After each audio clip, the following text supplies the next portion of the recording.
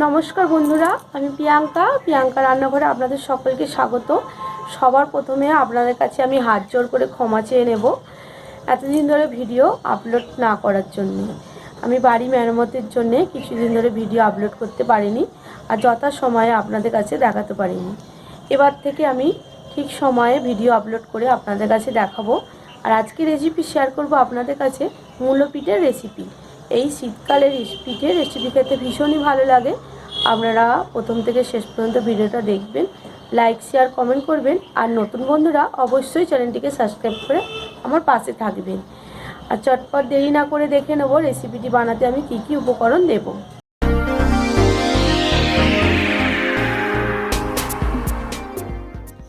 এখানে আমি নিয়েছি সাদা মূলো 500 গ্রাম। মূলোটাকে খোলাটা ছাড়িয়ে ধুয়ে পরিষ্কার করে নিয়েছি।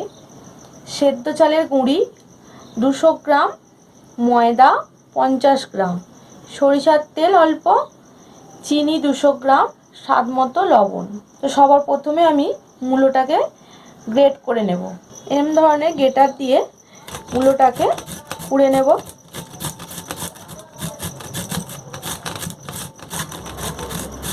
খুব সুন্দর মিহিভাবে কোড়া হচ্ছে।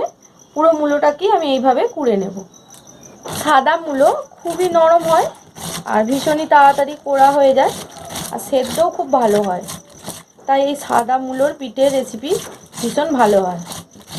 সব মূলোগুলো আমি কুড়ে নিয়েছি। এবার আমি গ্যাসটা জ্বেলে মূলোটা সেদ্ধ বসিয়ে দেব।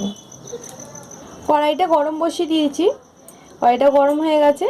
এবার দিয়ে দেবো আমি ছোট 1 বাটি জল। এবার দিয়ে দেবো কুড়ে রাখা মূলো।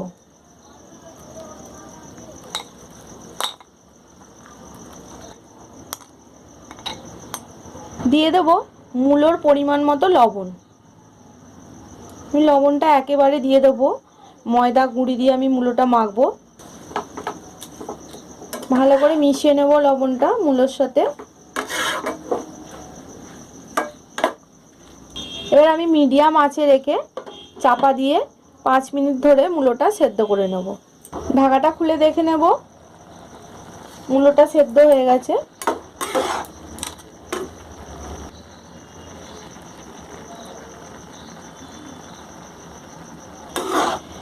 এরপরে মূলোটাকে একটু এইভাবে ঘেঁটে দিতে হবে। একটু ঘেঁটে দেবো খুন্তির প্রেসার দিয়ে।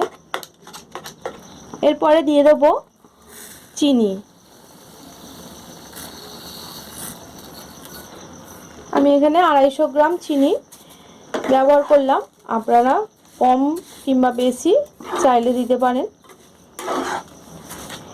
মূলোটার সঙ্গে চিনিটা খুব ভালোভাবে মিশিয়ে নেব। চিনিটা গলিয়ে একটা চিটচিট ভাব এসে যাবে। চিনিটা গলে যাওয়ার সাথে সাথে অনেকটা জল মতো বেরিয়েছে। আঁচটা মিডিয়াম আঁচে রেখে চিনিটাকে আরও ভালো করে মূলোর সাথে মিশিয়ে নেব। চিনিটা খুব ভালোভাবে মূলোর সাথে মিশে গেছে। এবার আমি গ্যাসটাকে অফ করে দেব। অফ করে দিয়ে মূলোটাকে হালকা ঠান্ডা করে নেব। খুব বেশি ঠান্ডা করব না, একদম হালকা ঠান্ডা করে নেব। একটু নাড়াচাড়া করে হালকা ঠান্ডা করে নিয়েছি। এই সময় নুন আর মিষ্টিটা চেক করে নিতে হবে। এরপরে দিয়ে দেবো আমি চালের গুঁড়ি। অল্প অল্প চালের গুঁড়ি দেব আর অল্প অল্প মেশাবো।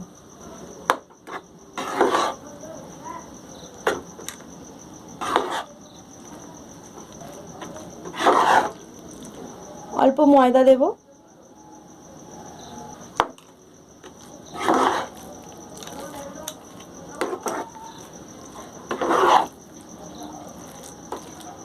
ময়দাটা দিলে লোহার তাওয়ার মাটির কোনো তাওয়াতেই আটকাবে না, সে কারণে ময়দাটা দেয়া।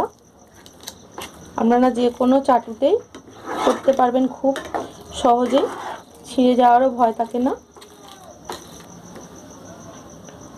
আরও একটু দিয়ে দেবো চালের গুঁড়ি।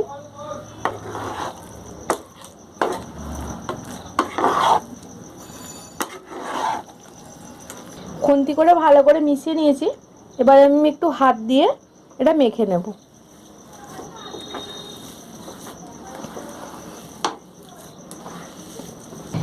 এই যে টেনে গেছে, একটু শক্ত শক্ত হয়ে গেছে, একটু শক্ত শক্ত হয়ে যাবে এটা মেশানোর পরে। দিয়ে দেবো অল্প জল।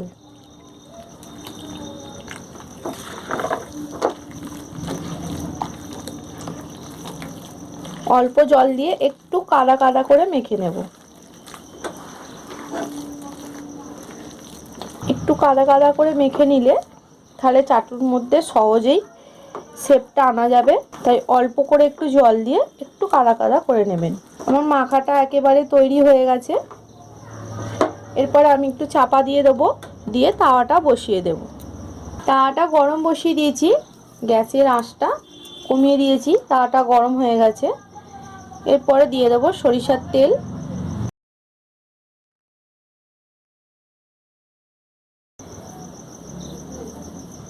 খুন্তিটা একটু তেলটা মাখিয়ে নেব যাতে না খুন্তির মুখে জড়িয়ে যায়।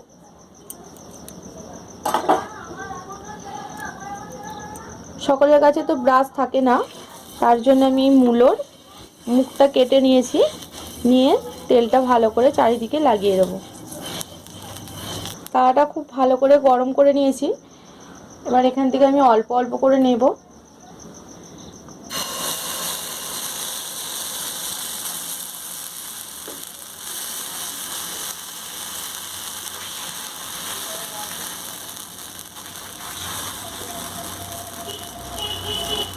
যে কোনো আকারের গড়া যায়, ছোট কিংবা বড় কিংবা লম্বা, যে কোনো আকারে আপনারা গড়ে নেবেন। আমি এখানে গোলাকার করে বানাচ্ছি।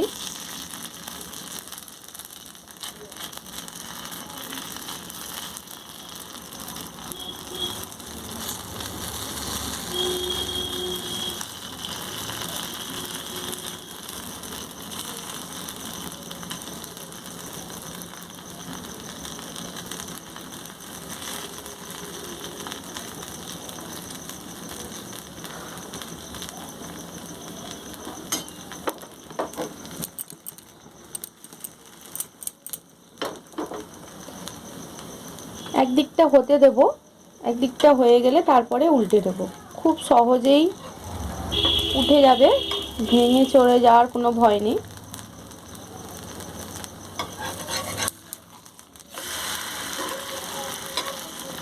হালকা হালকা গ্যাসটা রেখে দুদিকটা পিঠে ভেজে নিতে হবে। মিডিয়াম আঁচে রেখে আমি হালকা হালকা করে দুদিকটাই লাল লাল করে ভেজে নিয়েছি।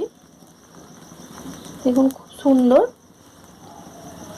খুব বেশি মোটাও নয়, খুব পাতলাও নয়, দারুণভাবে দুদিকটা হয়ে গেছে। এবার আমি তুলে নেব। গ্যাসের আঁচটা কম রেখে দিয়ে দেবো তেল। খুব বেশি তেল ব্যবহার করতে হয় না, অল্প তেলেই রেসিপিটি খুব ভালো হয়। হাতার সাহায্যে দিয়ে দেবো অল্প, একটু জল হাত করবো আমি।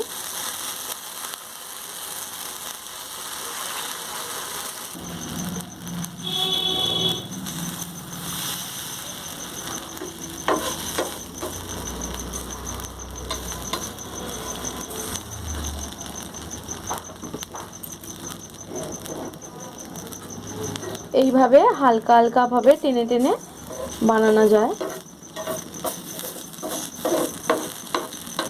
একদিকটা হয়ে গেছে।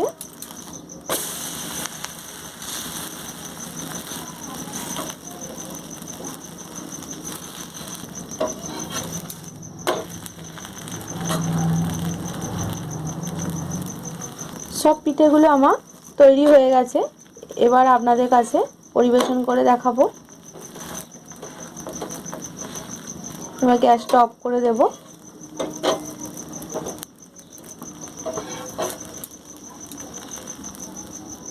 গরম গরম সুন্দর সুন্দর মূলোর পিঠে তৈরি হয়ে গেছে।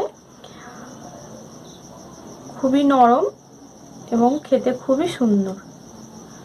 আপনারা অবশ্যই বাড়িতে ট্রাই করবেন একবার হলেও, ভীষণই ভালো লাগবে খেতে।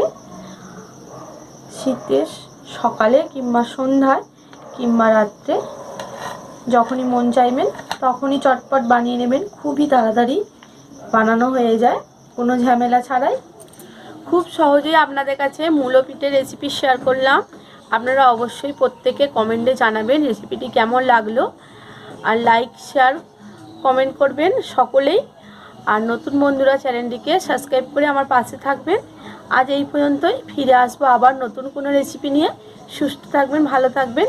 নমস্কার বন্ধুরা।